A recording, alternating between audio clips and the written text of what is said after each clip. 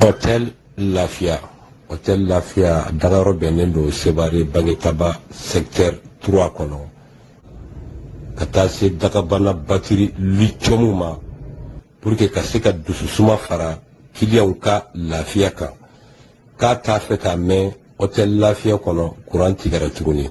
Ambi waki mena iko bi, Hôtel Lafia kono, 24/24. Courant koni, oteke ma negelaye.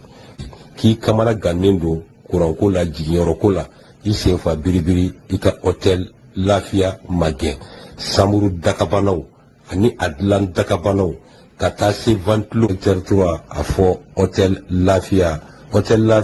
I nana anw lafiyali kama alhamdulilahi anw lafiyara a y'aw senfa biribiri ka hôtel Lafia Magɛn Mali kɔnɔ Mali kɔ kan Europe I bi fɛ o fan fɛ k'i bɛ fɛ ka na Mopti k'i kamana gannen don ko kurantigɛ de Mopti n'i sera hôtel Lafia la alhamdulilahi bi kurantigɛ kɔni o kuma banna k'i bɛ fɛ ka na Mopti k'i ka jama de ka ca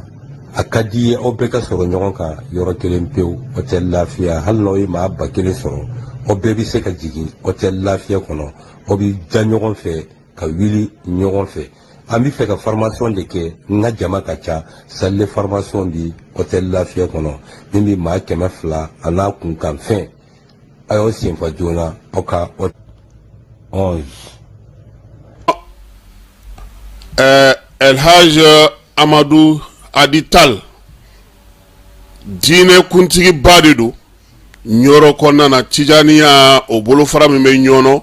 olu ka kalifa de don a minɛna an bɛ dugawu kɛ ka fara silamɛ diinɛ mɔgɔ bɛɛ lajɛlen ka dugawu kan an miirina b'a a la a bɛ yɔrɔ yɔrɔ nin waati na an bɛ dugawu kɛ a ka se k'a yɛrɛ sɔrɔ min ye Cɔnɔ Amadu Adital ye maa minnu ni a bɛ u bolo an b'a yirula k'a fɔ silamɛ don laadiri don baarakɛla don faso kanuna don miiriya ɲuman ka bɔ Mali silamɛ bɛɛ lajɛlen yɔrɔ ka ɲɛsin a ma yaasa a ka bilali bɛ se ka nɔgɔya cogo min na a ka segi ka na a ka denbaya kɔnɔna ka na an bɛɛ lajɛlen sɔrɔ o ye an ka laɲini ye an bɛ dugawu kɛ ka fara silamɛ diinɛ bolofara bɛɛ lajɛlen ka dugawu ka fala ye bɛɛ bɛ seli la bɛɛ bɛ bato la zaviyaw kɔnɔna na misiriw kɔnɔna na tarikatigiw bɛɛ lajɛlen wulilen don k'u jɔ bi an bɛ ta fara u ta kan min ye an ka nin cɛkɔrɔba ɲuman in ye min ye an ka nin kalifaba in ye min ye an ka nin mukadamba in ye a ɲuman bɛ se ka segin an ma cogo min na an b'o dugawu kɛ ka fara silamɛ ɲuman bɛɛ lajɛlen ka bɛɛ lajɛlen ma aw minnu b'a fɛ ka voyager k'a sɔrɔ an ma degun sɔrɔ a ka voyage kɔnɔna na compagnie de transport Somatra u y'a kanu ka na ni car kura caman ye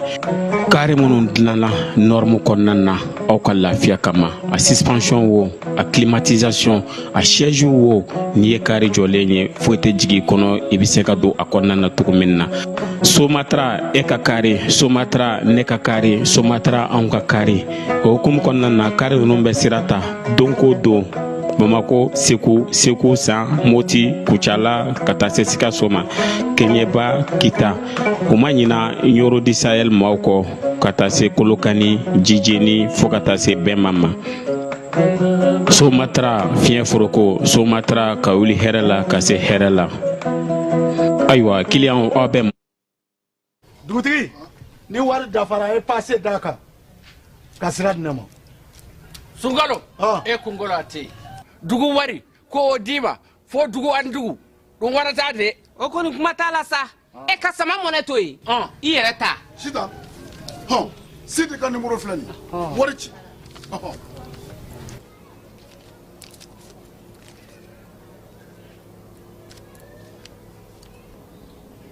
wari sera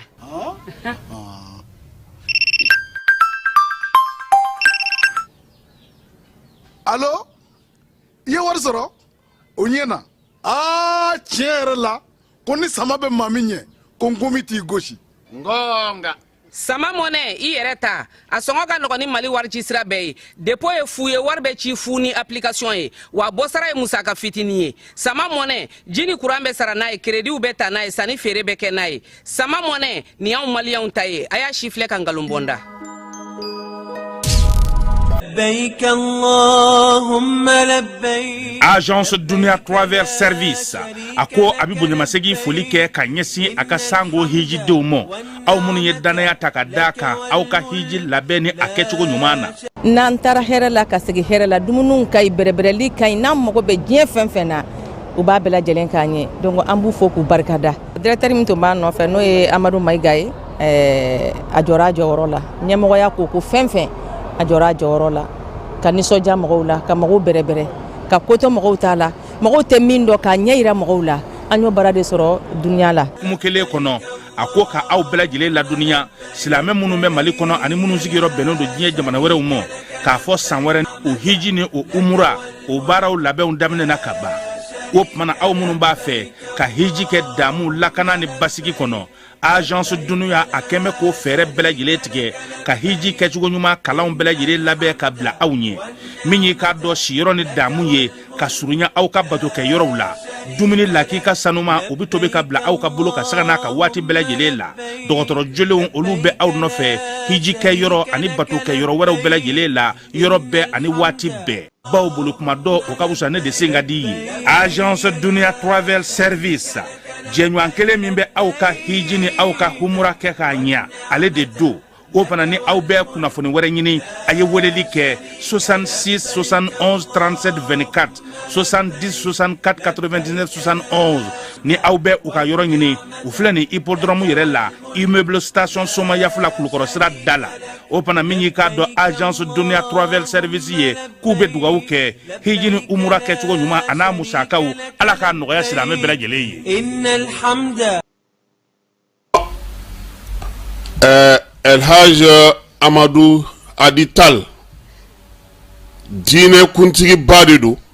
nyoro konna na tijaniya o bolo fara mi be nyono ulu ka kalifa de do aminena ambe dugaw ke ka fara slame dine mogo bela jilenga dugaw ka amirina ba ala abe yoro ni watina ambe dugaw ke aka se ka yere soro mi nye chono Amadou Adital ye mamunu ne abe ubolo amba yurula ka fo slame do ladiri do barakela do faso kanuna do miriya nyuma ka bo mali slame bela jilen yoro ka nyesi ama yasa aka blali be se ka noga cogo mina aka segi kana aka demaya konna na kana bela jilen soro o ya anga layini ye ame dugaw ke ka fara slame dine bolo fara bela jilen ga dugaw ka falai bebe tsela bebe batola zavia konna na misru konna na tarkatigu bela jilen wuleno ko jobi ambe ona banta farautaka minye angani chokoroba nyuma nye minya angani kalfa baynye minya angani mugadam baynye anyuma msega sege ama chugomina ambo odugo ke ka fara salama nyuma bela jilenga dugo ka ala ka antlodo kiwaru nyuma na anga nyuan deme ka bingeni kalaw ne ma falaw ne waljugu tigilamo kele ayon deme ankaw deme ka bingeni kalaw ne ma falaw ne waljugu tigilamo kele naye kuna foni soro bingeni kalaw ne ma falaw ne waljugu tigilamo kan ay nega juru ci deme sola nega juru sira fe wote saramin na bi shekin foni fu dani kele muga walma bi shekin foni fu dani kele muga ne fla walma bi kono doni shekin tani wolovla bi sabani woro bi wolovla ne doro ngo bi kono doni shekin tani wolovla bi sabani woro bi nani ani doro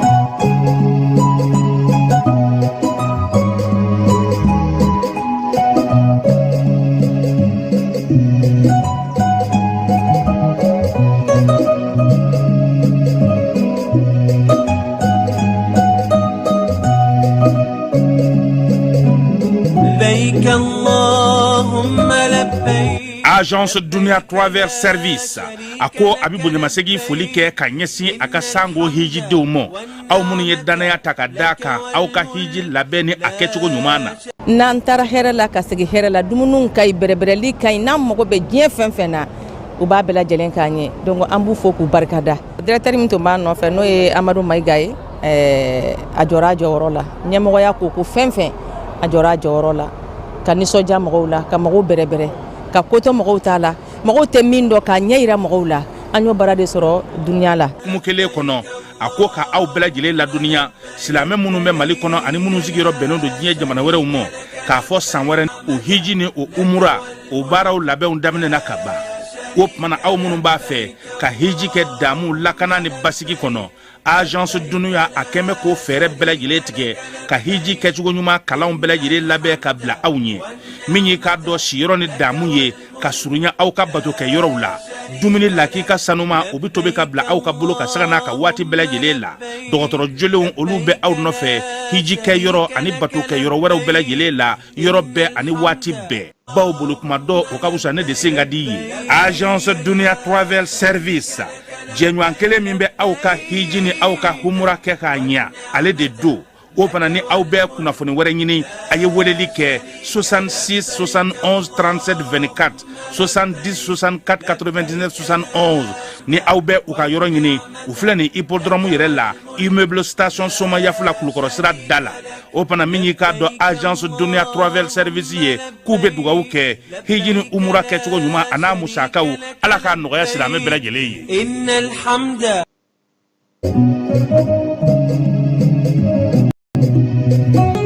an filɛbaaw ni an lamɛnbaaw k'aw bɛɛ lajɛlen fo k'aw waleɲuman dɔn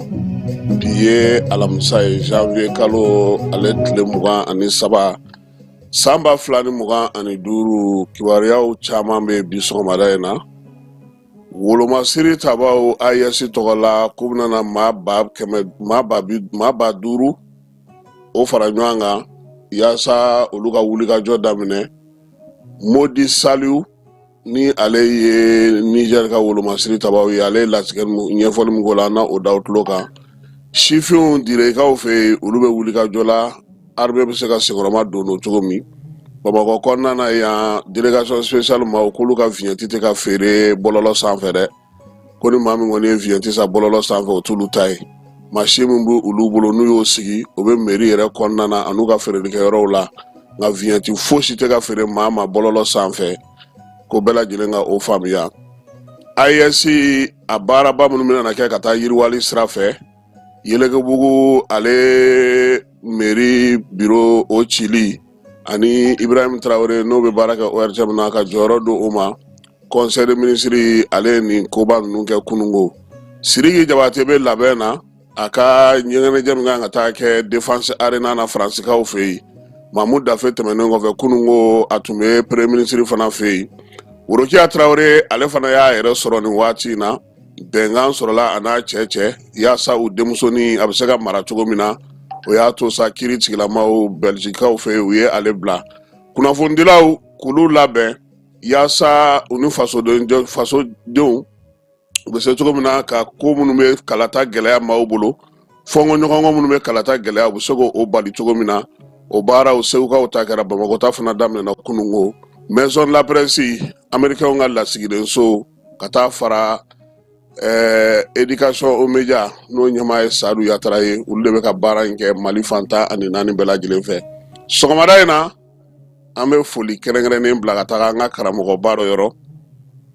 Idrissa Fall san 32 a y'o de kɛ baara la VOA la n'a ye baara kɛ ɲɔgɔn fɛ VOA la k'a daminɛ 2006 la ka na bila 2021 na kunu sɔrɔ a ye message ci ma ko ale bɛna taa sɛgɛnna fiɲɛbɔ la n b'a fo k'a waleɲuman dɔn Idrissa Fall a ye baara kɛ kunnafonidi gafe caman na Faransi ka sɔrɔ ka taa Américains fɛ ka taa baara kɛ VOA fana na waati na Idrissa Fall mɔgɔ caman b'a dɔn ale bɛ sɛgɛnna fiɲɛbɔ la n'Ala sɔnna ma wula fɛ an n'a bugunatigɛ yira maaw la u bɛ se k'a dɔn cogo min an ka karamɔgɔba don sabula kunnafonidi la ale bɛ belebelebaw olu cɛla bi diɲɛ kɔnɔna na nin y'an don k'a ye sɔgɔma in na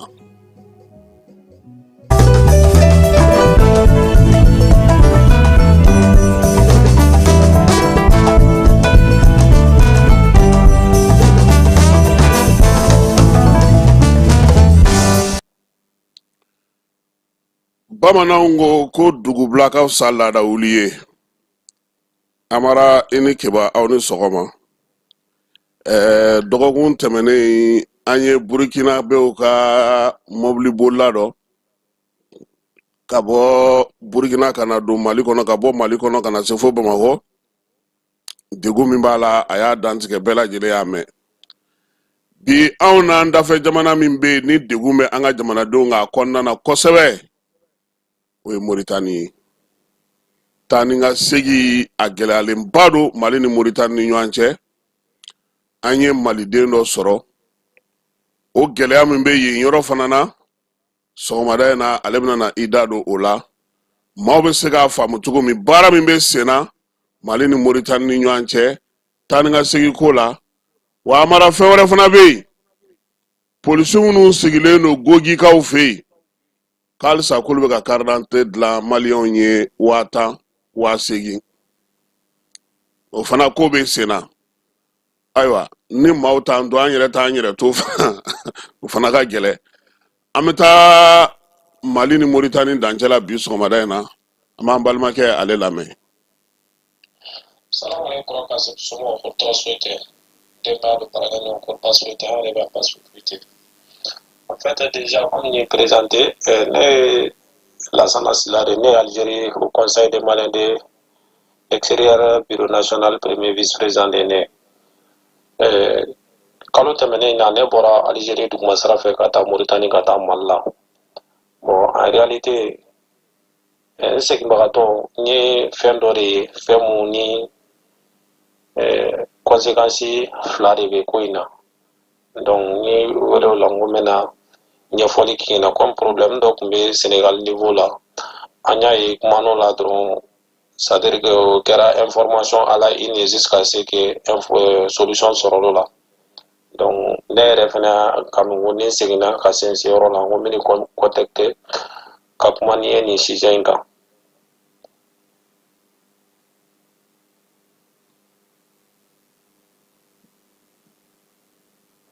Parce que ne bɔra yan ka taa Mali la ne segintɔ ne nana société Sonefu de fɛ ka bɔ Bamakɔ ka na se Mauritanie frontière la u bɛ cachet di aw ma passeport bɛ minnu bolo u bɛ cachet kɛ olu ka passeport kɔnɔ ka laisser passer d'olu ma mais ni passeport tɛ minnu bolo ni pièce dɔ kɔni b'i bolo mun date bannen tɛ u bɛ laisser passer k'i ka passeport kɔnɔ u b'aw bila ka don Mauritanie territoire kɔnɔna na donc o ye Mauritaniens de b'o kɛ donc n'u y'u ka i ni donni ka k'aw fɛ yen sariya kɔnɔ cogo min na n'u y'o laadaw latile donc u b'aw bila ka tɛmɛ en réalité u bɛ laisser passer de di mɔgɔw ma passeport bɛ minnu bolo u bɛ tila ka cachet fana sigi olu ka passeport kɔnɔna na mais ni visa bɛ minnu bolo i n'a fɔ visa bɛ minnu tɛ o tɛ fɛn kɛ olu ka passeport la u bɛ laisser passer dɔrɔn de di olu fana ma donc ni anw donna u ka jamana kɔnɔ a bɛ na fɔ kilo 200 walima kilo 300 ɲɔgɔn na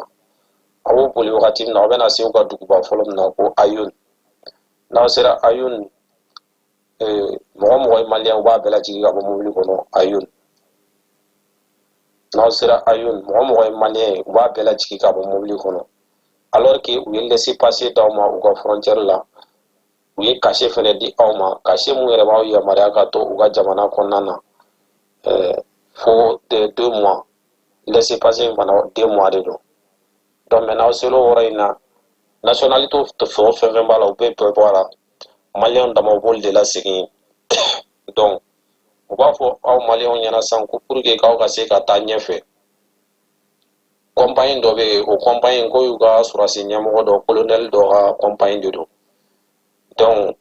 aw bɛ CFA 20,000 de sara o compagnie ye pour que o ka se ka don ni aw ye u ka jamana territoire dɔ kɔnɔna na donc ko in na fɛn fila de bɛ a la dɔ bɛ yen o ye yuruguyurugu ye walima binkani dɔ bɛ yen o ye u ka compagnie mun b'o ye n'o o de bɛ se ka don ni mɔgɔw ye u ka jamana kɔnɔna na n'a fɔra ko y'u ka colonel dɔ ta ye c'est à dire que o colonel o compagnie in ka mobili ninnu tɛ f'u ye u ka jamana kɔnɔna na mɔgɔ si tɛ u lajɔ en même temps ne tamasire dɔ fana ye a mobili chauffeur la a bɛ n'a fɔ a mobili chauffeur yɛrɛ ye u ka tenitigiw de a bɛ se ka k'u ka service secret mɔgɔw ye a bɛ se donc o chauffeur ninnu c'est à dire que ne y'a ye u ka baraji tenitigi ninnu a polisiw fara gendarmew kan ni fɛn fɛn bɛ u ka fɛn fɛn kan ka lase olu ma ligne kan c'est à dire que k'a daminɛ an ka territoire kɔnɔna na frontière la ka taa se f'u ka capitale la c'est à dire que a bɛ i n'a fɔ u ka tenitigi ninnu poste ninnu bɛɛ ka ciw bɛ don don a chauffeur bolo de donc ça veut dire que u ka armée ka service dɔ de don service mun a bɛ baara dɔ kɛ u ka lakana tigilamɔgɔw ye u ka jamana kɔnɔna na mais ne yɛrɛ ɲininka a bɛ se ka kɛ a bɛ baara dɔ kɛ u ka lakana tigilamɔgɔw ye an fana ka territoire kɔnɔna na par exemple an b'a ye k'a fɔ ne y'a ye k'a fɔ a mobili ninnu chauffeur i bɛ taa sɔrɔ lettres walima sɛbɛnniw bɛ to ka d'u bolo u k'a di u ka postew la ka taa ne y'a ye fana k'a fɔ torche minnu bɛ yen fana ni courant tigɛla wagati min na walima n'u jɔ circulation na su fɛ u bɛ baara kɛ torche minnu na ne y'a ye fana o torche ninnu bɛ di mobili in chauffeur de ma i bɛ taa sɔrɔ a caman de b'u kun k'a fɔ den kelen den fila o tɛ a caman de b'u kun donc u b'a don u ka mobiliw kɔnɔna courant don yɔrɔ ninnu na ka se k'u charger donc n'u jɔra poste min na n'u y'a sɔrɔ ko olu ko k'u t'a dɔn tiɲɛnen don walima olu t'a dɔn o déchargelen don mun chargelen don a b'o dɔ di u ma ka dɔ in fɛnɛ mun b'o bolo n'o tiɲɛnen don walima n'o déchargelen don a b'o minɛ k'o bila kun donc ça veut dire que tenitigi minnu bɛ jɔ circulation sirakun ninnu na postew ni barajiw la gendarme fara polisiw kan u bɛ ni service kɛla olu ye jɔn de b'u bila olu la comme déjà mobilitigi in ye tenitigi ɲɛmɔgɔ ye ko colonel de don donc ne kɔni y'a jateminɛ k'a fɔ nin compagnie b'u ka armée ka service dɔ la u ka jamana kɔnɔ bon a bɛ se ka kɛ fana a b'u ka armée ka service dɔ la an ka jamana kɔnɔna na comme ni an t'a dɔn k'a fɔ ko o cogoya ninnu de don par exemple sa u ka compagnie in ka escale bɛ yɔrɔ o yɔrɔ i tɛ taa sɔrɔ u ka agence bɛ goudron da la dɛ du tout agence dayɛlɛlen fana y'u bolo u ka territoire bɛ ten u ka territoire bɛ ten an ka territoire yɛrɛ bɛ ten parce que ne yɛrɛ u ka agence ɲini Bamakɔ ne taara sɔrɔ u bɛ du dɔ de kɔnɔna na Korofina compagnie in tɔgɔ de ko Habib Transport n bɛna tila k'u ka mobili dɔ photo ci ma u ka compagnie tɛ bureau dayɛlɛ bureau mun ni mɔgɔ ko a bɛ kɛnɛda la ou fɛn fɛn i bɛ taa sɔrɔ u ka compagnie ka escalier n'u ka fɛn bɛɛ bɛ kɛ du kɔnɔna na yɔrɔ dɔ de la hali Moritani yɛrɛ kɔnɔna na i bɛ taa sɔrɔ u ka compagnie ka escalier ni goudron da kuma dɔw la a dɔw ka ca ni 1 kilo ye a dɔw yɛrɛ bɛ dɔ da o kan donc u ka mouvement bɛɛ bɛ kɛ dugu la o cogo la ten mais compagnie o colonel dɔ de ta de don donc o kuma in o wɔɔrɔ in fɔlɔ c'est à dire que n'i bɛ lasɔmi cogo dɔn an ka lakana tigilamɔgɔw la u lasɔmi o la c'est à dire que u bɛ se ka compagnie jate minɛ a ka fɛn dontaw n'a ka fɛn bɔtaw an ka territoire kɔnɔna na u ka siège a bɛ du dɔ de kɔnɔna na Korofina mais n'i taara du in kɔnɔna na i bɛ taa jama de tonnen sɔrɔ yen ne taara ka taa renseignement ɲini o ko pour que i ka se k'olu ka compagnie sɔrɔ ka voyager a fɛ i b'i tɔgɔ sɛbɛn lycée la plus que 1 semaine pour que i ka se ka voyager donc hali Mali yɛrɛ territoire kɔnɔna na ye ne m'a ye k'a fɔ k'u ka compagnie filɛ nin ye ko c'est à dire que a kɔnɔ bɛ ka lajɛ ou fɛn dɔ mais n ma se k'o faamuya quoi donc ni a y'a sɔrɔ ko min kan ka k'o la pour que ka autorités lasɔmi o ye fɔlɔ ye bon compagnie mun filɛ nin n'o ye Moritani finitigi ɲɛmɔgɔ ye n ka compagnie ko Habib Transport tɔw bɛ mɔgɔ ta ka bɔ Bamakɔ ka taa Nouakchott 8,000 mais ale bɛ mɔgɔw ta Bamakɔ ka taa Nouakchott 20,000 mais o bɛɛ la pour que ka mɔgɔw k'a ka aran sɔrɔ u b'u tɔgɔ sɛbɛn lycée da de a dɔgɔyalen semaine 1 parce que ne yɛrɛ tatɔ ne y'a mɛn ko pour que i ka se ka taa Nouakchott nɔgɔya ne yɛrɛ y'a mɛn ko pour que ka se ka taa Nouakchott nɔgɔya la k'i bɛ taa compagnie de fɛ ne y'u ka siège ɲini ka taa ye u ko ne ma a ɲɛmɔgɔ ye suraka dɔ de ye donc a y'a jira ne la k'a fɔ ko pour que ne ka se ka taa lycée min b'olu bolo yen sisan n'o mɔgɔ sigilen bɛ ka mobili kɔnɔna na ko fo semaine wɛrɛ de ko ne bɛ se ka taa bon ne yɛrɛ dabali banna ne ma se k'a faamuya ne bolo n ko rapidité dɔrɔn de don ja sira de kɔnɔna na ninnu dɔrɔn de tɛ sɛgɛsɛgɛ mɔgɔ si fɛ donc tɔw bɛ yen ni olu sera jamana yɔrɔ jɔ ye donc en même temps o compagnie ale bɛ mɔgɔw ta Bamakɔ ka taa New York to 20,000 mais mɔgɔ minnu bɛ bloqué u ka jamana cɛmancɛw la yen o b'a sɔrɔ déjà u bɔra Mali territoire kan fo ka Mauritanie territoire kan kilo 270 ɲɔgɔn boli o la ale bɛ tila k'o mɔgɔ kelenw fana ta o 21,000 la hali ni dɔrɔmɛ 5 i ka 20 jɛ o t'i ta u b'aw ta 21,000 fana la ka taa bila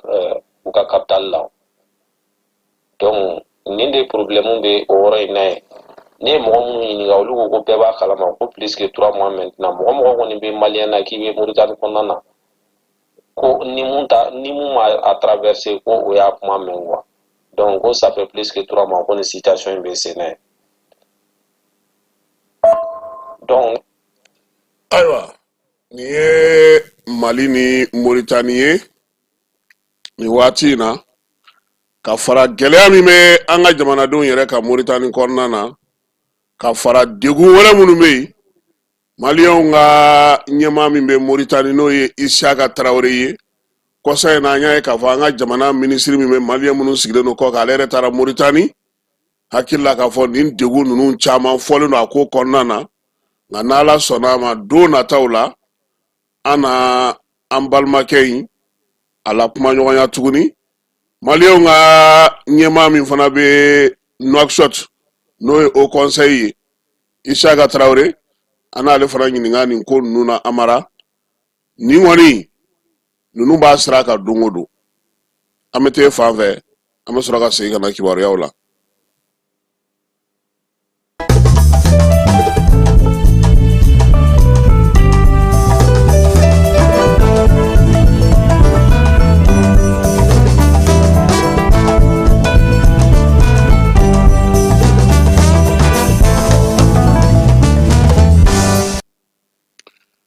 ayiwa ko ISC kɛlɛkɛcɛw olu kɔni ka lawaleyali o bɛna sigi sen kan ka baara daminɛ yaasa bamancawale ni jugawale kɛlɛli o bɛ se ka kunbɛn cogo min na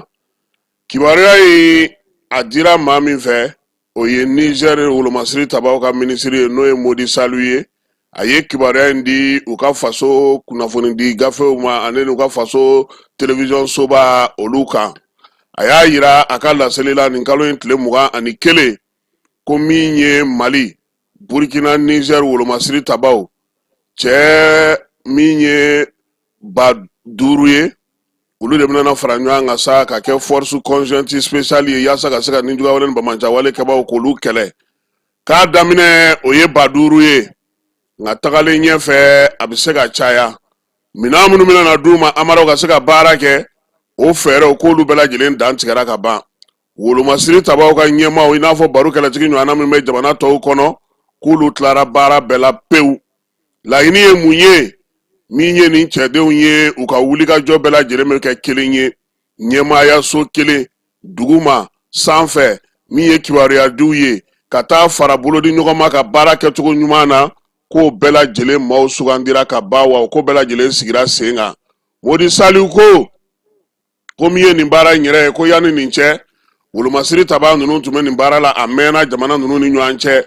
sisan sa maa mafalen minnu tatɔ filɛ nin ye o bɛna na kɛrɛnkɛrɛnnenya Modi Salu ka kuma na yaasa baara a ka se ka kɛ ka ɲɛ ko bɛnkan belebele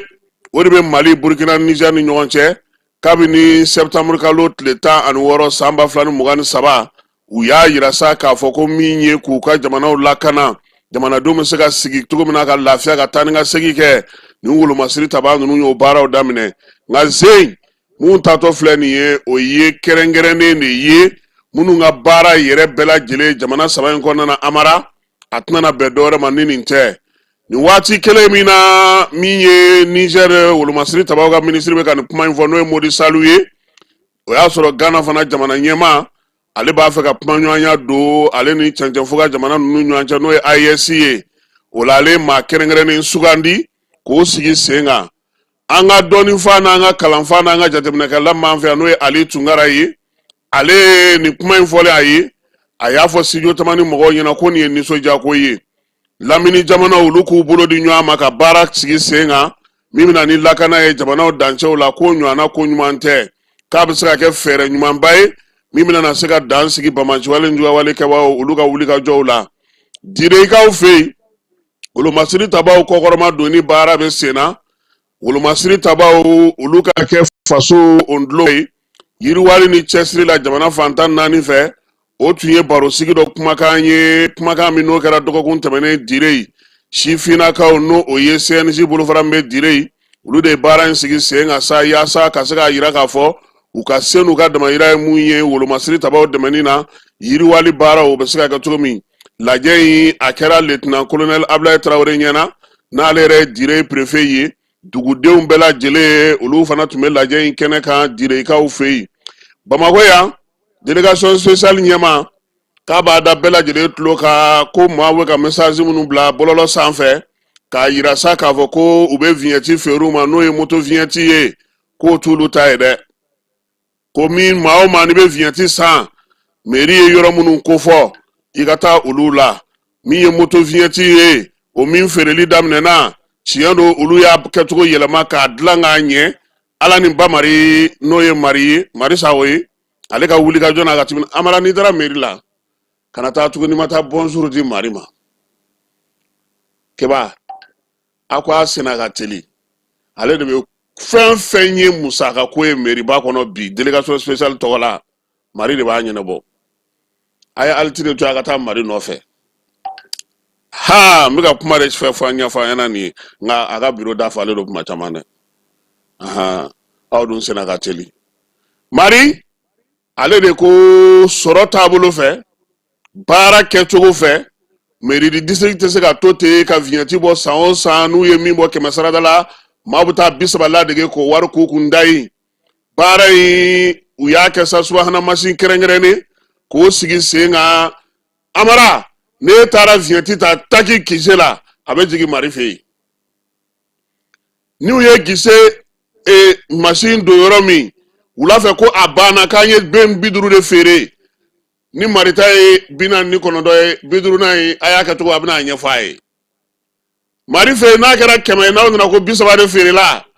wari tɔ tara yɔrɔ a b'a ɲɛfɔ a ye o de la maaw y'o mɛn min kɛ dɔrɔn u taar'u fili bɔlɔlɔ kan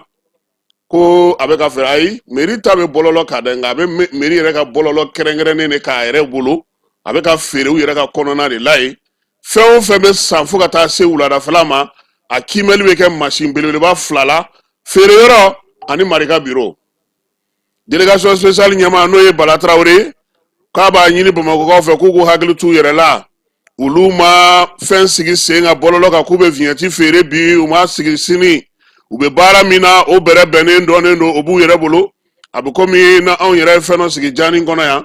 an yɛrɛ ka baarakɛminɛn don an bɛ kimɛli kɛ n'a ye maa joli bɛ don an fɛ yan maa joli bɛ bɔ an fɛ yan walima maa minnu nana k'olu bila o kɔnɔna na nka an tɛ bɛɛ lajɛlen sen don a la o baara de b'u bolo n'ala sɔnna ma mairie du district ɲɛmaaba n'o ye délégation spéciale ye k'a bɛ faamuya ɲini Bamakɔ ka bɛɛ lajɛlen fɛ nin ko in na min ye commissaire Bala Traoré ko bɛɛ k'i hakili to i yɛrɛ la nin waati in na kunun ko juraw ka so la n'o ye chambre de commerce ye Sinakodem ale ye barosigi kɛ barosigi min sa k'u b'a ɲini Cheikh Umar Sako fɛ k'a ka taa ten ko dɔ kɛra wale bɛ tali kɛ mun na Keba Jalo tun bɛ yen k'o ye sa k'a fɔ tɔn kɔni bolofaraw bɛ ka caya laɲiniw bɛ ka kɛ su ni tile min ye ɲɛmaaya ye ɲɛmaaya kura bɛ se ka sɔrɔ cogo min na jagokɛlaw mago ɲɛ anw ka cɛ tun bɛ yen Kabuni Fofana anw kɔni communiste la anw b'ale dɔn dɛ amara ni Kabuni ye min minɛ a t'o bila dɛ wa a b'a jokɛlaw de kɛ o kɛrɛfɛ kɛlɛ tɛgɛrɛ Sénégaliste Ibrahim Maïga an k'u 2 lamɛn dɛ Keba ka micro la n'o ye Sinakodem yɛrɛ sigi don 2005 ka na bila sisan na président ma kɛ 2 y'a kɔnɔ ni Cheikh Umar Sako tɛ jagokɛlaw de sɛgɛnna marché rouge ala k'an kisi ala kuma fɔli yɛrɛ ma tellement man d'an ye a bɛ jeni san min na o kɛra Sinakodem sigi san fɔlɔ waati ye o y'a sɔrɔ Sinakodem b'a ka activité kɔnɔ a ma kalo damadɔ sɔrɔ marché rouge jɔra a san joli nin a ma jɔ kuma tɛ ka fɔ jɔnw bɛ feere k'a kɔnɔ anw commerçant détaillant mɔgɔ ko tɛ sɔrɔ ko de don sɔrɔ dɔgɔyara dɛmɛ dɔgɔyara donc a ye boliboli minnu kɛ fo ka n'an se nin waati la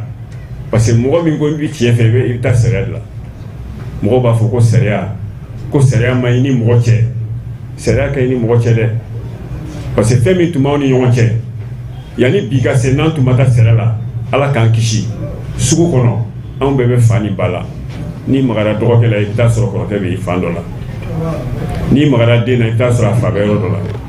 an ye ala deli ala y'an kisi o balaw bɛɛ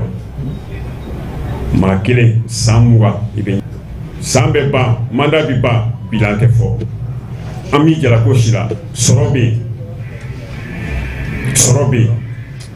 mais an y'o bɛɛ to yen kelenya kama an y'o bɛɛ to yen jago an ye jago kɛ ɲɔgɔn de i b'a ta ni bolo ka taa feere ka dɔ ɲini a kan sinon anw ye jagokɛla min ye anw man ka se ni ɲɔgɔn ye fanga la baarakɛyɔrɔ ti Mali in kɔnɔ administration ti Mali kɔnɔ ne ma lettre ci mɔgɔ ma a tɛ yen ministère tɛ Mali kɔnɔ a bɛɛ dossier bɛ n bolo yan a bɛɛ décharge bɛ n bolo yan k'a fɔ an y'i ka lettre sɔrɔ a bɛɛ b'i bolo yan comme témoignage mais an dɛsɛra an labanna ne yɛrɛ bakun n ko pour que jama kana yɛrɛkɛ anw de bɛ fa la an bɛ ba la Cheikh Umar Sago san 2 ɲinin'an fɛ an banna ne bɛ san 5 d'i ma seerew bɛ na yan n b'a ɲini n ka jama fɛ n'u sɔnna an bɛ san 5 d'i ma n bɛ papier sɛbɛn k'a d'an ma a ka nin mandat bɛɛ kɔfɛ dɛ e t'i présenté tugun a ko a sɔnna a ye tun bɛ yen a ye min bila ka na an ka secrétaire administratif parce que n'i ma mɔgɔ tɔgɔ fɔ i bɛ nkalon tigɛ n'o ye Paul ye Paul nana d'a ma an y'a kalan ko Paul cɛ in fanga ka d'a ye dɛ fɛn dɔ bɛ nin kɔnɔ n'a y'a signé jama bɛ ne yɛrɛ bɔ n ko ne tɛ nin signé a dogolen tɛ mɔgɔ si la bi Mali commerçant jagokɛlaw bɛ cogoya min na bi a dogolen tɛ mɔgɔ si la bi depuis kunu gɛlɛya min bɛ yen o gɛlɛya de bɛ ka continuer bi ka taa parce que an jagokɛlaw an tun feerelen de don an kɛra jagokun de ye an ka ɲɛmaaw fɛ an ka ɲɛmaaw y'an ta k'an kɛ ka jagokun ɲini u ye jagokun sɔrɔ n'an tɔgɔ ye donc fanga b'o de kɔnɔ bi syndicat fila tɛ sigi Mali kɔnɔ ka ne ɲɛ wagalen to yan ka nin syndicat kelen to yan n y'a fɔ régionaux ye n y'a fɔ coordinateur ye n y'a fɔ bɛɛ ɲɛna n y'a fɔ Kanaji ɲɛna a ye ɲininka siɲɛ joli n ko tɔli syndicat fila tɛ yen mɔgɔw nana nɔfɛ ko ka syndicat wɛrɛ créer ko ka nin to a bolo n k'a tɛ créer nin de bɛ minɛ k'a jɔ k'a tilen an bɛɛ bɛ taa nin de fɛ ni nin tɛ foyi wɛrɛ tɛ yen syndicat wɛrɛ ma créer fɔlɔ tapage de bɛ yen a kana to a ka don tapage kɔnɔ sa a ye sabali sa an ye Bamakɔ de an b'a dɔn fɛn bɛ yen o e ye congrès ya la e ka syndicat sigira ni congrès e ye congrès ya la e dun b'a fɔ k'a créer la a ye sabali sa a kana don a ka don tapage kɔnɔ a kana yɛrɛ yɛrɛ a kana siran foyi tɛ yen anw de bɛ yen nous sommes des vrais acteurs n'an ma sɔn mun bɛ kɛ n'an ma sɔn mun de bɛ kɛ anw de bɛ sɔn a bɛ kɛ n'an ma sɔn a tɛ kɛ o ni maa min ko k'i dalen don i yɛrɛ la ko dɔ lase suguba kɔnɔ dɔrɔn a to nɔ a lase dɔrɔn a lase sugunukura la dɔrɔn a lase Barangabugu sugu la dɔrɔn a lase sugu min y'i diya k'i bɛ taa kɛ n'a sɔrɔ i ye vrai acteur ye n'a sɔrɔ i ye syndicat ɲɛmaa ye an tɛna dɔn wa nin tɔn in nin bɛ ka labɛn ko dɔ de kama tɔn min bɛ ka créer a bɛ ka labɛn ko dɔ de kama wa ko mun don an ka jamana tɛ déstabiliser anw ɲɛna c'est fait pour la déstabilisation de ce pays. Merci. Anw bɛ nin pouvoir min bɛ fanga la nin ye an bɛ nin dɛmɛ an seko an dabayira an ka nafolo an b'a dɛmɛ nin pouvoir min bɛ fanga la parce que Mali y'anw de ta ye sinon kunu olu de bɔra dɔn k'a fɔ ko dédouanement man gɛlɛn u y'a fɔ yan u m'a fɔ u y'a fɔ u ko degun tɛ commerçant kan u y'a fɔ u m'a fɔ u m'a fɔ k'anw ye bandiw ye wa u ko mobili minnu bɛ ka bɔ Lomé ka na ko misi ni minɛnw de bɛ ka taa déposer Lomé ko ka transit kɛ ko ka na n'a ye ka nkalon tigɛ ka da mɔgɔw la kabini a don fo bi u ma lafiya a sera mɔgɔw ma lafiya u y'a fɔ u m'a fɔ est-ce que olu b'an ka baara la est-ce que olu b'an ye wa bon mɔgɔ t'u dɔn donc n'i ye impôt gɛlɛyalen n'i ye ko bɛɛ gɛlɛyalen ka fɛn bɛɛ gɛlɛya bi ka na lase an commerçant ma cɛ m'a fɔ muso m'a fɔ kunu mɔgɔ minnu tun bɛ sɛnɛga ɲɛmɔgɔ la olu de y'a fɔ u gɛnna ka bɔ yen bi u ko u bɛ taa tɔ wɛrɛ créer wa tɔ wɛrɛ min bɛ ka créer ni fanga in man d'u ye de wa ni fanga in foyi t'a sɔrɔ k'an balolen to n'Ala sɔnna a ma inchallah an t'o siga fɔ mɔgɔ ye parce que olu ye matériel de u bɛ baara de bɛ ka kɛ n'u ye u bɛ ka feere de jagokun de don donc o tɛ fonctionner an ka sɛnɛga kɔnɔ yan anw tɛ jamana jugu ye n'a man kan ka kɛ ɲini jamana fɛ an man kan ka kɛ ɲini jamana fɛ bonya ni karama de kɔnɔ. ayiwa ha wɛrɛw bɛ ka ɲini n'o ye orange baarakɛla minnu gɛnna ka bɔ baara la u m'a min u m'a bɔ ye orange u n'o baarakɛlaw kɔni kun taara kiiri la siɲɛ fɔlɔ bɔra a ma siɲɛ filanan bɔra a ma kiiritigɛlaw olu ko ko ni Ala sɔnna a ma ko janvier kalo tile 27 ko kiiri ko a bɛna kɛ o la sifinw ko ko u dalen don Mali sariya la bi u dalen don a la sini baara min kɛra ka ɲɛsin u ma n'o ye k'u gɛn k'u b'u ka baara la k'a sɔrɔ u b'u ka hakɛw ɲinini hukumu kɔnɔna na u ma jɛn n'a ye bi u ma jɛn n'a ye sini u ma mankan kɛ u ma bere ta u ma marifa ta u ma foyi tiɲɛ orange ye a y'u gɛn cogo min u taara n'u ta ye bɔgɔ jeninen kan kiiri fɔlɔ don u ko k'a bɔ a ma denmisɛnw ma ban filanan u yɛrɛ jɛra n'a ye k'a fɔ ko u sɔnna ko k'a bɔ a ma nin kalo in tile 27 orange baarakɛla minnu gɛnna ni u ka hakɛw bɛ orange fɛ n'a tun y'u ta k'u di bureau de placement de ma k'a kɛ komi n'a sɔrɔ a ka baarakɛlaw tɛ u ye bi a ka baarakɛla t'u ye sini olu de ka kiiri bɛ yen ni Ala sɔnna a ma u fana ko u jigi ye Ala ye u jigi ye jamana ɲɛmaaw ye wa u jigi ye an ka kiiri tigilamaw ye tiɲɛ o tiɲɛ ni kiiri y'o fɔ n'o kiiri y'a bila yɔrɔ min olu bɛ sɔn o ma bi u bɛ sɔn o ma sini nka u b'a dɔn k'a fɔ min dar'u kan ko min kɛr'u la orange kɔnɔ k'u kɛ ko n'a fɔ u tɛ maa ye faamaw denw bɛ yen minisiriw denw bɛ yen senkolaw denw bɛ yen maa bɛ yen ko se bɛ o ye olu bɛ k'u sago n'u dingɛ kɛ orange kɔnɔ jɔyɔrɔko la lakanatɔw min ye lafasajɛkuluw ye olu y'u kɔ don nin denmisɛnnin ninnu ma k'u to u yɛrɛ bolo u yɛrɛ fana ko k'u tɛ mankan kɛ dɛ u tɛ kɛlɛ kɛ u tɛ bere ta u tɛ foyi ta Ala ye Mali da ka sariya de sigi a kɔnɔ u taara n'u ta inspection de travail la o ko a taara tribunal de travail fana na n'Ala sɔnna a ma kalo tile 27 Ala ka o yira an na min mana bɔ a kɔnɔna na an n'aw da maaw tulo kan orange min bɛ dun o fana n'o ye lemuruba ye o denkura o bɛ Sikaso sugu la nin waati in na Amara i ni kɛmɛ an bɛna bila ka taa Sikaso koyi ko Sikasokaw fɛ yen lemuruba dɔ bɔra sisan ko a tɔgɔ ye ko Tagaro in k'a ka timi dɛ wa a ɲɛ bɛ bilen de kuma dɔ la k'a kɛ ko bilenman cɔri Sikasokaw olu de kɛlen don k'a dilan kɛrɛnkɛrɛnnenya la Tagaro a ka timi a ɲɛ ka ɲi wa a bɛ maa furakɛ fana wa Tagaro ko n'i b'a fɛ k'a jɛ yɛrɛ bɔ dɛ k'i ka marisi kalo kɔnɔ anw bereselen don dɛ aw ma se k'o kɛ sunkalo ye Tagaro ayiwa k'a kɔni bɛ Sikaso sugu la nin waati in na kuurikaw olu ko min ye jaba ale ni pomme de terre ko sɔngɔ nɔgɔyalen don olu fɛ yen bi kosɛbɛ min ye sɔngɔ jigi in ye kuuri sugu la n'o ye u ka dɔgɔdonya ye u y'a lakɔlɔsi o la min ye jaba ye ale kilo tun bɛ 130 la o nana a yɛrɛ sɔrɔ 80 na bi kilo 1 pomme de terre ale tun bɛ 140 na ale nana a yɛrɛ sɔrɔ 140 bɔra ale kan jagokɛlaw ko nin kɔni ye Mali yɛrɛ de pomme de terre ni Mali jabaw bɔlen sisan ko de la ko sɔngɔ bɛ ka jigin kosɛbɛ sabula nin waati na an yɛrɛ ka yiridenw ani an ka nalafɛnw olu caman bɔlen don k'u bɛ dugawu kɛ sa ko min ye sugu ye k'a ka to tan cogo nin ka di commerçant ye dɛ conseiller ministre ale y'a ka laadala lajɛ kɛ kunungo kuluba faama sigiyɔrɔ la ko ɲɛmaaya tun bɛ maa min bolo o ye furancɛla fanga ɲɛmaa ye général d'armée Asimi Goïta ministriw olu nana ni sɛbɛn minnu ye olu jateminɛna minnu bɛ se ka kɛ sariya ye bɛnkɛraw ka k'o kɛ sariya ye jɔyɔrɔ u y'o di maaw ma min ye conseil de ministre a ye lamɛnni kɛ ministriw ka baara bolodalen ani u nana baara minnu boloda u y'olu bɛɛ lajɛlen dantigɛ sariya ko ta na sira fɛ sa ministre min bɛ bolimafɛnko kunna an ka jamana kɔnɔna na n'o ye Banina ye ale ko sa ko min ye direction nationale de transport ye o tɛ Mariso ka yɔrɔ ye sa wa Mariso ale de bɛ direction générale de transport kunna bi min ye a bolofara minnu b'an ka jamana kɔnɔ a lamini jamanaw la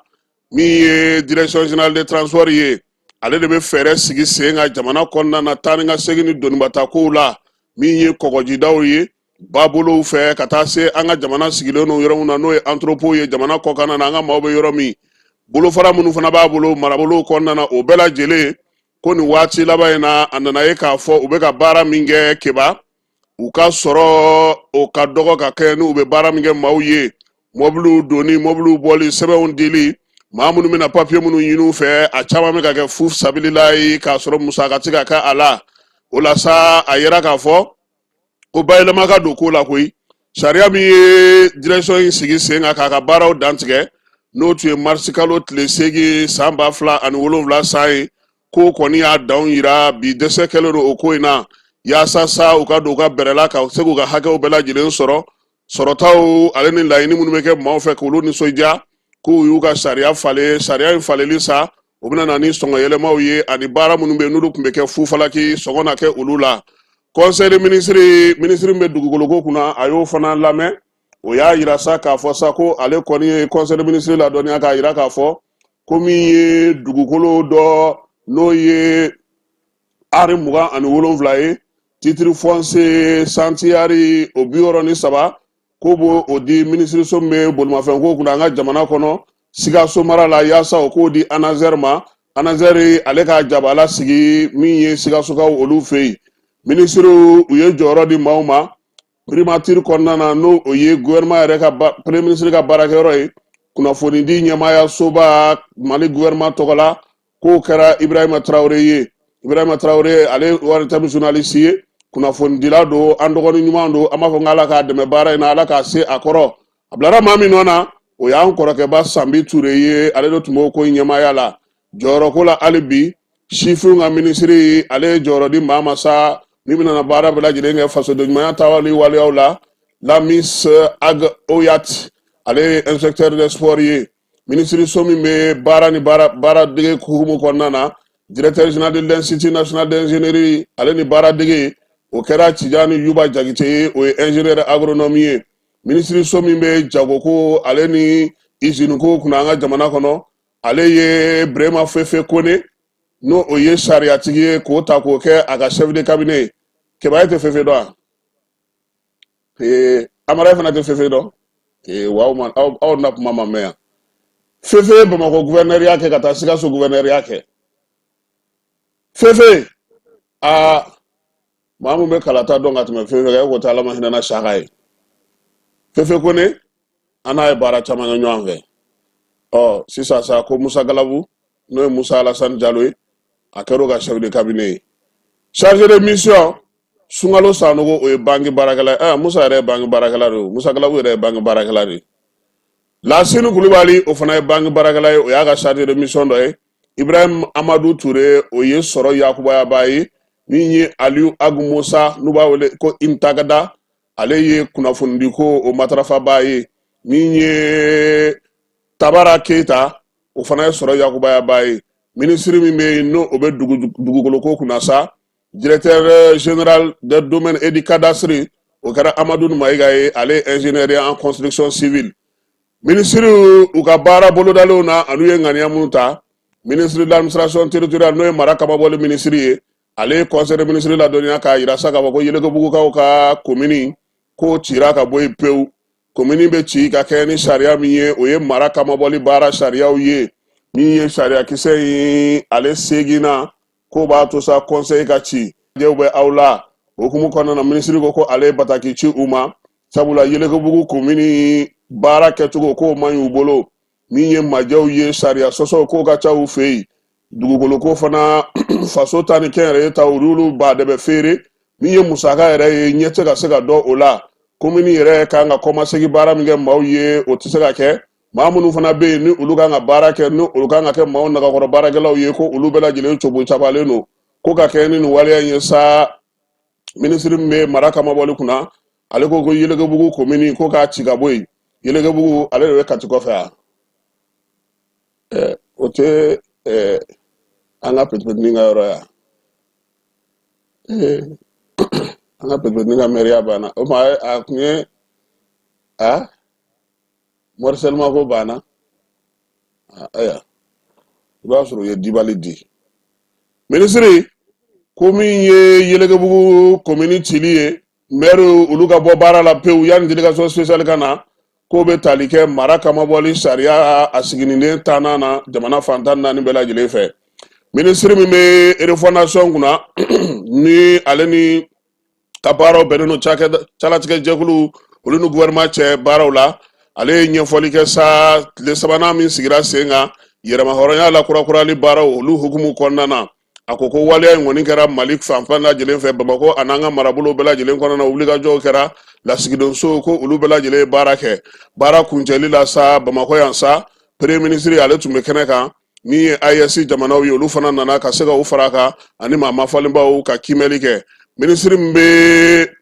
sɔrɔko kunna an ka jamana kɔnɔ ani musakako ale conseil ministre ladɔnniya sa k'a jira k'a fɔ ko lajɛ tun bɛ IES ɲɛmaaw bolo IES ɲɛmaaw minnu bɛ n'olu ka baara bɛnnen don yiriwaliko ma ani sɔrɔko ma ko olu ye baara kɛ baara mun bɛ tali kɛ IES yɛrɛ bɛ fɛ ka wulikajɔ belebeleba mun kɛ yiriwali ta nasira fɛ ministre Aluseni Sanu ko IES ministre nin kalo in tile 16 k'u ye lajɛ kɛ Bamako yan lajɛ in sen fɛ sa yanni lajɛ in yɛrɛ cɛ kalo tile 14 a n'a tile 15 maa ma falen olu fana ye ɲɔgɔn sɔrɔ ministre olu kɛlen ka ɲɔgɔn sɔrɔ sa baara minnu kɛra maa ma falenw fɛ ka se ka o don bɛrɛ la o ye k'a yira sa k'a fɔ ko min ye Burukinakaw ka ministre min b'u ka sɔrɔko kunna n'u ka musakako kunna ale tun bɛ yan min ye Niger ministre min bɛ u ka bolimafɛnko kunna o fana tun bɛ an ka jamana kɔnɔ yan k'u ka baaraw sen fɛ sa u kɔni ye bɛnkan ta sa waliya minnu bɛna sigi sen kan k'o la waliya teriyala jamana ninnu kɔnɔna na ko o de ye nin ye u bɛna banque dɔ sigi a bɛ fɔ ma banque min ma sa ko banque d'investissement min ye musaka mun fana bɛ yen n'u tun b'o sara kɔrɔlen maa minnu bɛ don an fɛ yan n'olu b'o sara kɔrɔlen ni UEMOA jamanaw bɔra la k'a tɔw bɛɛ lajɛlen ko olu na o sarako ye u ka donni na an fɛ yan min ye fana fɛɛrɛ sigira sen kan maaw n'u bolominɛw taa ni ka segin k'o don bɛrɛ la u ye papier dɔ fana ta sa baara minnu bɛ yen n'u bɛna olu kɛ yiriwali ta nasira fɛ teliya la n'o bɛ tali kɛ chemin de fer ko la u y'o kuma fana fɔ u bɛnna sɛbɛn fana kan sɛbɛn bɛna na ta sosa siraba min bɛ yen n'a bɛ fɔ ma ko autoroute belebeleba ale ni pankuru IES pankuru ko k'o sigi sen kan k'u y'o baara ta min ye autoroute in ye sa ale bɛ bɔ Ɲame ka taa Tera ka taa Dori Kaya Wagadugu Bobo Julaso Worodara Sikaso Buguni ka na se fo Bamako ma min ye kilomɛtiri 1446 a kan ka o de kɛ ka na don Bamako kɔnɔna na ko o sira dilanni k'u y'o fana fɔ u ye fɛɛrɛ fana sigi sen kan sa min ye baarabaw ye ka se ka o kɛ ka yiriwali baara kɛ taari 2 miliyɔn u y'o ɲini ko sɛnɛkow kama baganmarako ale ni mɔniko IES jamanaw olu tɔgɔ la IES fana u y'a jira fana k'a fɔ k'u bɛna yɔrɔ belebeleba dɔ sigi sanni feere bɛ se ka kɛ yɔrɔ min na da dumunifɛnw k'olu san k'olu bila yen yaasa jamana ninnu bɛ se ka sanni kɛ o yɔrɔ la ka se k'u ka magoɲɛminɛnw olu sɔrɔ ministrew u ka lajɛ fɛ u ye laɲini min kɛ o de ye nin ye ministre min bɛ dugujukɔrɔ kow kunna an ka jamana kɔnɔ ale ye conseil de ministre ladɔnniya k'a jira k'a fɔ ko waleya cɛjuguba bɛ an ka jamana kɔnɔ bi bi in na maa dɔw bɛ jamana kɔnɔna na k'olu kɔni kɛlen don ka lakana folonkoto ka lankala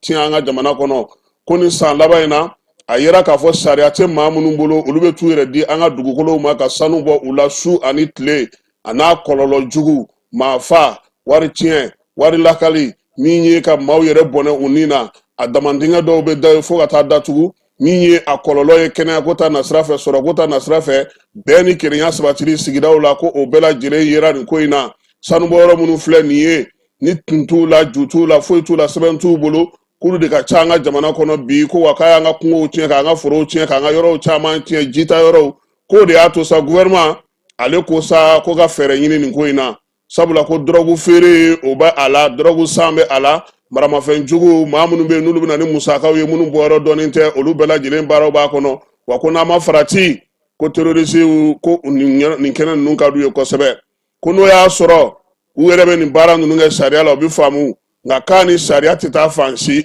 wa maa bayirika de ni bɛ tiɲɛ a ko sen fɛ sabula a bɛ a damandingɛw bɛ firi maaw kan cogo min u b'a datugu o cogo la ka tɛmɛ n'u yɛrɛ ye ka taa yɔrɔ wɛrɛ dayɛlɛ u bɛ don kɔw kɔnɔ u bɛ don baw kɔnɔ u bɛ forow tiɲɛ u bɛ maaw bolominɛw tiɲɛ dugudenw bɛ kule la su ani tile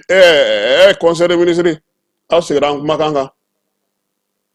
an bɛ nin fɔ yan don o don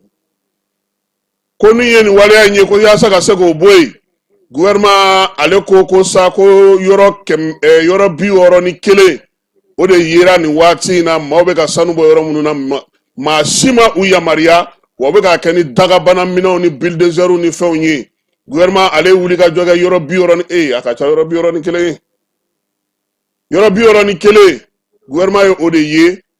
k'a ye k'a fɔ mɔgɔ bɛ ka taa sanu bɔ yen fu falaki dɔrɔmɛ 1 wo sɔgɔlen ni gouvernement ma b'a kan masinba minnu b'u bolo 286 o de taara minɛ mobili 63 o sera ka taa minɛ u bolo gouvernement ko ko nin kɛlɛ k'a tɛna nin dabila dɛ ko ni Jésus bɛ ɲɔgɔn sɔrɔ a kɛnɛ kan ye olu kɛlen ne ka taa caman dɛmɛ de o fana ka fɔ dɛ Jésus b'a la préfet b'a la fɛn a ka ca dɛ ni gouvernement kɔni y'a kɛlɛ k'a ɲɛma ɲɛ bɛ se ka sɔrɔ a la fasodenw fana ka se ka lamɛn ten n'o tɛ mɔgɔw sɛgɛnna dɛ maliyɛn minnu bɛ kɔ kan olu ka ko kibaruya la olu ka ministre ko an ye degun sɔrɔli bɔra mun na maliden minnu bɛ kɔ kan sa olu sigiyɔrɔ ninnu na sariyaw olu falenna sariya kura minnu sigira sen kan o ka gɛlɛn an ka mɔgɔw ma kosɛbɛ min ye tungalata sariyaw ye ani maaw kunbɛli kow ye k'olu bɛɛ lajɛlen falenna diɲɛ fan caman fɛ ka fara degun min yɛrɛ bɛ waati yɛlɛma kɔlɔlɔ n'a taw maaw kɔni an ka maliyɛn minnu bɛ kɔ kan su ani tile k'u bɛ dɛmɛ de ɲini o de la sa a yera k'a fɔ sa ko min ye maa minnu kɔni sera ka na an ka jamana kɔnɔ o ye maa 12 ani 300 ye gouvernement sera k'i bolo don olu kɔrɔ a n'a dɛmɛbaga jɛkulu minnu bɛ degun kɔnɔna na salongo sa kɔnɔ k'olu lana an ka lasigidonso an ka kɔnsilaw ka taa fara OIM maaw ka sa ko olu ye dɛmɛ kɛ ka se ka olu lana ɲinansa in kɔnɔna na sa fɛɛrɛ minnu tigɛlen don o ye sa sariya minnu bɛ jamanaw kɔnɔ ani maaw taa cogo ko k'o lajɛ k'o don bɛrɛ la yaasa dɔ bɛ se ka bɔ tungalata la ni kun tɛ min na ye ministre min bɛ bagan mara ko kunna an ka jamana kɔnɔ ani jɛgɛmɔ ale ye conseil de ministre ladɔnniya ko jɛgɛ dɔgɔladon ko o baaraw kɛra Bamakɔ yan Yuba ba ko ale n'a cakɛɲɔgɔnw n'a baarakɛɲɔgɔnw ka taa fara APK maaw ka sa k'olu ye jɛgɛ tɔgɔladon sigi nin kalo in tile 9 a tile 9 tile 10 n'a tile 11 k'o kɛra Bamakɔ kɔnɔna yan dɔgɔkun in senfɛ sa k'u ye baro sigiw kɛ jɛgɛ yɛrɛ a bɛ se ka matarafa cogo di jɛgɛ taabolo jɛgɛ feere cogo jɛgɛ yɛrɛ lakana cogo ka se ka jɛgɛ kɛ k'a nafa k'u ka kumaw ye taliko la jɛgɛ mɔnaw ni jɛgɛ minɛnaw ni jɛgɛ baarakɛlaw ni jɛgɛ feerelaw ni jɛgɛ yiranaw ni tinɛni feerelaw bɛɛ lajɛlen nana ani tinɛni tulo ani maa tulo olu bɛɛ tun b'a kɛnɛ kan ko min ye enveloppe chèque miliyari 7 k'o dira sa yaasa ka se ka min ye jɛgɛ yɛrɛ a taabolo k'o dɛmɛ k'o chèque dira olu ma bɛnkanw fana sigira sen kan sa min ye maa minnu bɛ jɛgɛ baarali la olu bɛ se ka baara kɛ cogo min na dugukolo minnu tiɲɛnen don ka se ka olu la kurakuraya k'olu dilan o baaraw fana bɛ a la min ye jɛgɛ yɛrɛ nafaba ye min ye an ka ko kunna sa ale ye conseil de ministre ladɔnniya k'a jira k'a fɔ ko bana minnu bɛ an ka jamana kɔnɔ n'o ye bana belebeleba 2 ye coronavirus ko o kɔni jɔra kosɛbɛ ka tɛmɛ dɔgɔkun tɛmɛnen ta kan min ye dengue ye ko dɔ bɔr'o la fana kosɛbɛ ka tɛmɛ dɔgɔkun tɛmɛnen ta kan furancɛla fanga ɲɛmaa général d'armée Asimi ale ko bana kunbɛ ka fisa ni bana furakɛ ye tangala minnu bɛ k'an k'olu k'an taabolo ye an ka min ye ko matarafa anw yɛrɛ bɛ min far'o kan waati na a y'aw hakili to aw yɛrɛ la a hakili to denmisɛnninw na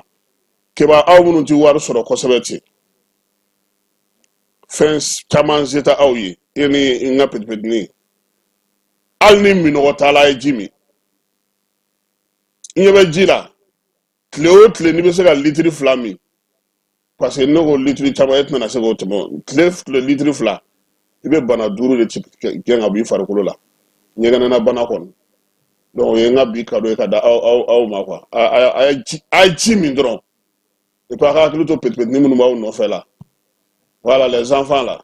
voilà Musa ninnu ani an y'aw a y'a hakili to olu la dɔrɔn hali ni Barisa tɛ gagner hali ka gagner dɔrɔn a banna n'an bɔra conseil ministre ale fa sirila kunungo janvier kalo tile 22 san 2024 gouvernement secrétaire général Brahma Kulubali kɛ k'an b'a fo chevalier de l'ordre national.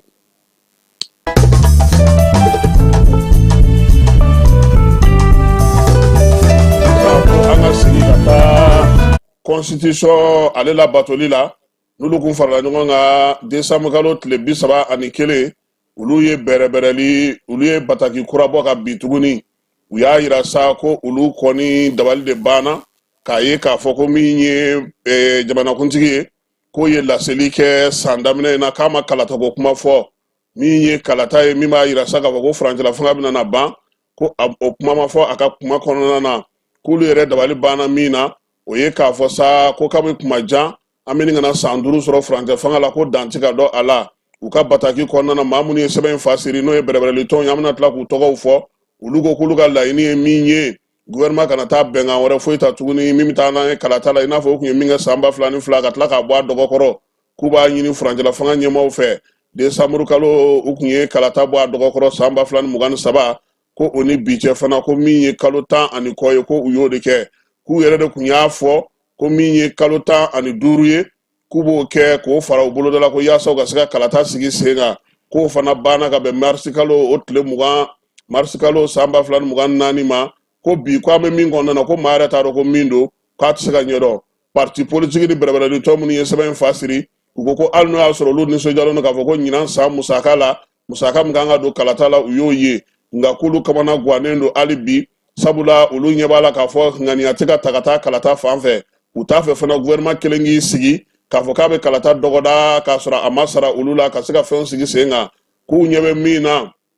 o de ye k'a fɔ ko min ye kalata ko yɛrɛ ye ko ni a ma sigi sen kan ko sini t'an ka jamana ye dɛ k'olu ɲɛ bɛ fɛn o fɛn na ko fɛn o fɛn bɛ ka mali tɔɔrɔ ka mali sɛgɛn bi k'o de ye nin ye o hukumu kɔnɔna na sa k'u bɛ mun ɲini gouvernement fɛ u ka ɲinini fɛn fɔlɔ o ye gouvernement ka don fɔ kalata bɛna kɛ don min na min ye gouvernement ye a ka fɛɛrɛ sigi sen kan fɛɛrɛ min b'a to olu ni bɛrɛbɛrɛli tɔnw ni gouvernement bɛ sigi ka kalata ko kuma fɔ min ye jamana ka sigi ka taa kalata la k'o kuma fɔ ko k'o don o ko sigi sen kan wa fana ko n'o ma ɲɛ o kɔ k'u ka bɛn a ka jamana bɛ se ka mara cogo min na sa yanni waati dɔ cɛ n'o o ye architecture consensuelle ye ko k'o sigi sen kan min ye jɛrɛjɛkulu in ye a ko fana ko a b'a fɛ sa kalata don a daminɛ don a laban don a bɛna kɛ cogo min k'o ka f'u ɲɛna yanni nin san in kalo 3 fɔlɔ cɛ o tɛ premier trimestre ya san kalo 3 fɔlɔ k'u bɛ fɛ ka u ta n'u bila dɔ chronogramme na chronogramme mun bɛ se ka ɲɛfɔliba kɛ u ye ko wa fana k'u b'a ɲini gouvernement fɛ a bɛna baara fɛn fɛn sigi sen kan kalata ko la ka taa ordre constitutionnel la a ka fɛɛrɛ tigɛ k'o bila sen kan u ka naaninan ye min ye maa o maa bɛ yen k'o minɛnen don sa ko o ye kibaruyaw di o ye kunnafoniw di ko jo sariya ko k'o labato minnu bɛ kaso la ko k'u bɛɛ lajɛlen bila minnu ta kɛra kunnafonidiw ye ale ni hakilinadiw ye ko maa minnu fana bɛ yen n'olu ye politikimɔgɔ ye n'u bɛ tunga fɛ k'olu ka segin ka na ko sabula ko min ye maa minɛ ye fana ko k'o fana dabila parti politique minnu ye sɛbɛn in fasiri keba n'u ko sa ko u bɛ fɛ an ka segin ka taa ordre constitutionnel normal la ko n'o tɛ fiyewu ko mali ko sini t'an ye ko bɔda foyi t'an bolo k'an bɛ degun min kɔnɔna na ko an bɛ sɔn ka to a ko la dɛ parti minnu y'a sɛbɛn fasiri M5 RFP Malikura Adema PAICC Yɛlɛma Parena Adema Association Alternative pour le Mali PSC Yelenkura ADRP Maliko ye yɛrɛko ye VNDA ale ni CNDR ninnu tɔn de y'a fasiri n'an bɔra yen seko ni dɔnko o bankun ka Worokiya Tarawele ale kun ka kiiri bɛ sen na Bruxelles kaw fɛ yen kiiri kun fɔlɔ kun kɛra kun filanan sen fɛ sa a ka avocat u ye kibaruya di ko Worokiya Tarawele ko a bilara koyi a bilara cogo di min ye a n'a furukɛ in ye o kɔni k'u ye bɛnkan sɔrɔ u denmusonin kelen bɛ u ni ɲɔgɔn cɛ o mara cogo la o bɛnkan in ko b'a to bi Worokiya Tarawele a k'a yɛrɛ sɔrɔ ka segin ka na a faso la an b'a fɔ sa ko Worokiya Ala k'a kisi ni ɲɔgɔnna wɛrɛ ma Ala k'a ɲuman segin a ma seko ni dɔnko gun kan hali bi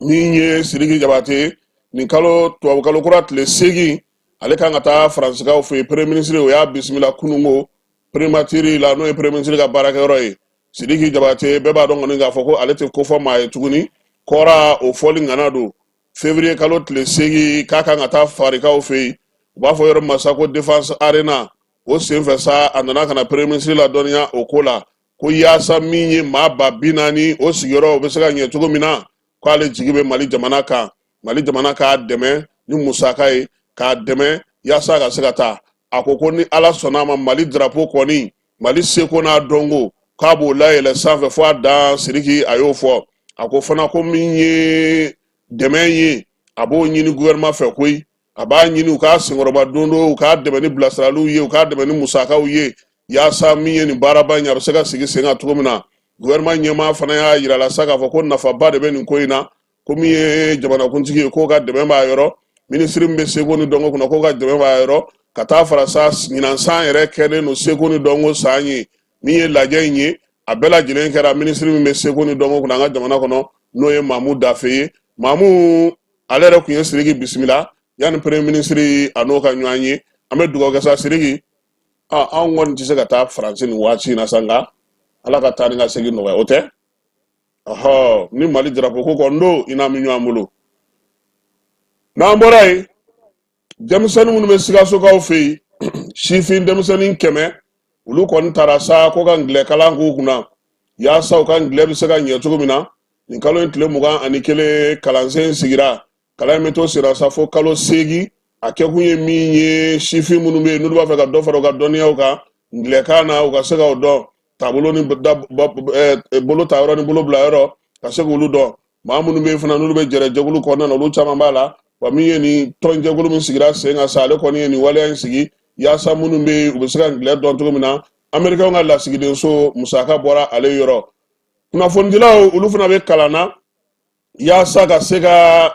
kunnafonidilaw olu jɔyɔrɔ ka se ka fa kalata waati la futinɛ o kana wuli bɛn ni kelenya o ka sinsin kalansenw ka kɛ kalandenw fɛ o baara min ye segukaw ta ye o kɛra kunu ni kunna sininko segukaw olu fɛ yen kunnafonidila 20 o tun b'o kɛnɛ kan Bamakɔta o dayɛlɛ la min ye ko labɛnbaw ye sa ko a laɲini ye min ye kunnafonidilaw k'u lakunu min ye fasodenw ka tɔnjɛkulu ye k'u lakunu baara mun bɛ n'o kalifar'u la n'o y'u ka baara ye ka se ka maaw kɔn u kana taa balawu kɛ kalata yɔrɔw la min ye kalansen ɲɛnamaw ye kibaruya ɲɛnamaw ni kibaruya sanumaw ye k'o ɲini k'o di bɛɛ lajɛlen ma